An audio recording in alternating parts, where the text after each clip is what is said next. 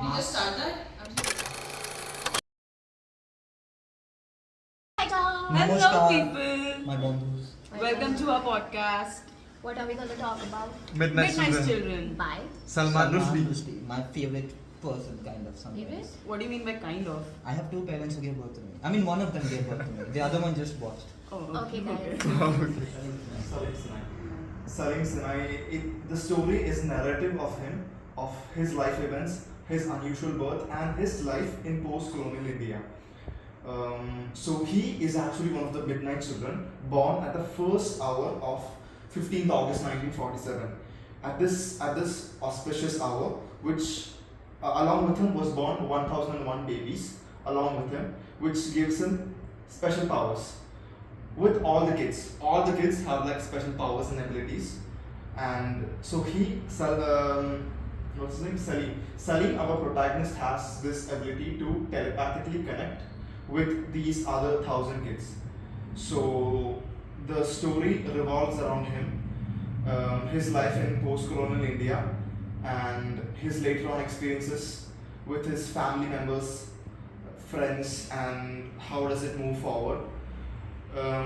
This novel also revolves around India's political crisis, that is the India-Pakistan wars, the India-China conflict, and most importantly the 1970s emergency period during Indira Gandhi's time.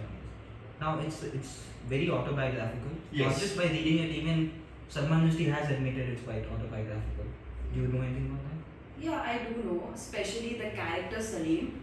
So even he mentioned in one of his interview that this character Salim is actually has, how do I say, like he has incorporated a lot of his personal characteristics into that specific character. Yeah. Actually personal traits into that character, Okay. Salim. And like even when you talk about characters' friends, Salim's friends or his family or everything, even the home, the school he used to go to is very similar to what Salman has experienced. Like when you talk about the friends are personal traits of the friends are very similar to Salim's friendships. There's people he used to go to school to, and there are like a lot of things that we can actually focus on, specifically the themes of it. The character Salim's father is actually very much inspired by Salman's father, because Salim's father was an alcoholic and he was a businessman, which is very similar to what Salman's father business was. He was a businessman and he was also alcoholic. Moreover, one more thing I have noticed is that a lot of readers relate to this character, or you can say relate to Midnight Children. It's because the character has been portrayed in such a way that people are able to relate through its personal characteristics, or you can say the historical events that actually happened in India. So it is a major reason why the book got so famous, because people were able to relate to. Here I would like to first, as you are also like history major students, you already know that how European idea of history as a subject is very different than the Indian idea of history as Itihasa Purana tradition. So, if you look at the Puranic tradition or in Itihasa, like in form of epics or Rajatarangini or any of the chronicles, there is always an element of eulogy, magic, disbelief, or some kind of divine intervention kind of something, which the Western historians, they said that this is actually basically makes that not a history as a subject, as an objective subject. But in case of India, not only in India, but in case of Asia, all the Asian storytelling kind of a historiography or history development was based on like that and always being so. When Salman Rushdie adopted this very whole idea of magical realism, I think he was basically inspired by the Indian way of or the Asian way of storytelling, be it like you can have Shahnama, for example, or Raj Tarangini, or Alibaba, or the Alif Laila kind of chronicles. Look at this, or Panchatantra. So everywhere we have a story being told. Generally, of course, like if you take the example of Panchatantra, the Jataka stories, there are lots of divinities, but at the same time there are historical elements as well. So if you can take out the divinity, the historical elements are still real. It does not diminish the historicity of those events. So that thing makes it very, very intriguing as a magical realism, as a idea, as a theme for Salman Rushdi's works, like be it Satanic Verses or Harun on the Sea of Stories or this Bindai's Children everywhere. And that is, I think, for West it is a fantasy because their history writing is more objective in nature, whereas in Asian countries, particularly in this case India, we have always understood history as a storytelling, a narrative, a personal narrative, more personalized narrative, more than the victors and the victims, more than going beyond that kind of a rhetoric. When we talk about Midnight's Children, I noticed that the character, especially the main character Salim, he's very much influenced by the real life of Salman, and like the binaries of Salman's life, like the origin of his life, or you could say all the personal things. For example, when it comes to personal things, his father, the character's father, Salim's father, was an alcoholic, which is very much similar to Salman's real father. I mean, these traits are very similar. So, how do you think the novel is connected to post-colonialism? Well, I mean, he basically, post-colonial text, everyone knows it's any text that deals with the sort of the aftermath of colonialism, right?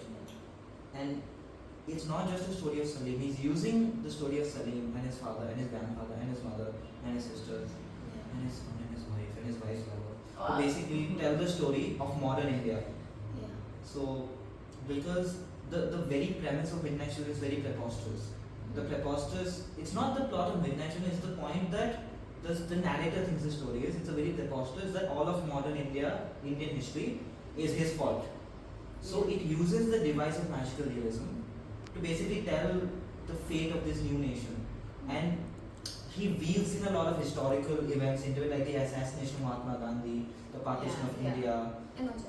But like the emergency, and also like the hope of India, of the hope, and how the hope broke down. For example, in the Midnight Children, which he basically calls the Midnight Children Conference, MCC, religious differences add into that as well. Yeah. So he uses the central device to tell the larger sort of. I feel like that conference was somewhere the reflection of the going to be India. Somewhere. Of what India could have been if it wasn't torn apart by religious differences. Yeah. Which India was torn apart, and also the Midnight Children ask you, like, what's the validity of a text, especially like a text which is magical realist?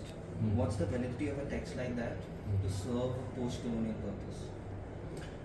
Okay, magical realism as it emerged or it is prominent in the Latin American context. Okay, so certain things when the authors feel that it cannot be explained in a realistic manner.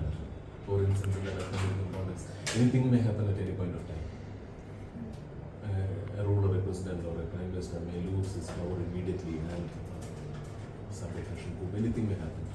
So, to reflect that kind of realities or the complexities of the reality or the unpredictability of the reality, the authors, they feel that a realistic narration would be inadequate.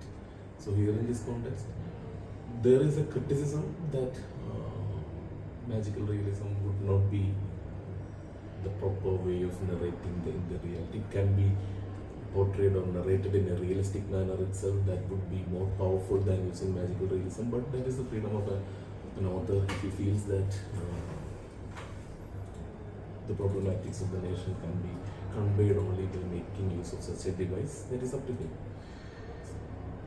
It is, to some extent, it is successful. It has given some different kind of plot, but there is criticism that magical criticism is not an essential tool. That is not the proper way of describing things. So, just because he has used the device of magical realism, we cannot deny the fact that it's a post-colonial text. Post-colonial text can be, depending on the context, depending on the plot, depending on the type of, depending on the theme the author would like to. The purpose of this novel, as we all know, he incorporates the idea of freedom. But in one of his interview, he mentions that freedom is a magical movement, and here is the potential of that freedom. So he relates the idea of magic powers and freedom, and that's how, as I mentioned that before, some people are able to relate to these characters very well. When two nations were born, there are lots of prophecies. And look how the prophecies have materialized for India, for the other the nations, first one nation, then two nations, how they are faring in their journey, how India is faring. So the whole idea of that prophesizing, the way the leaders, they thought their vision was for their countries, respective nations, and how everything got twisted in the end. So that I found very, very interesting. Thank you guys. Thank Thank you you, so much. people. Dhanyawad. Like, share, subscribe. Yes. Yeah, make a DVD copy. Yeah, send yeah, it, yeah. send it to your relatives. Bye bye.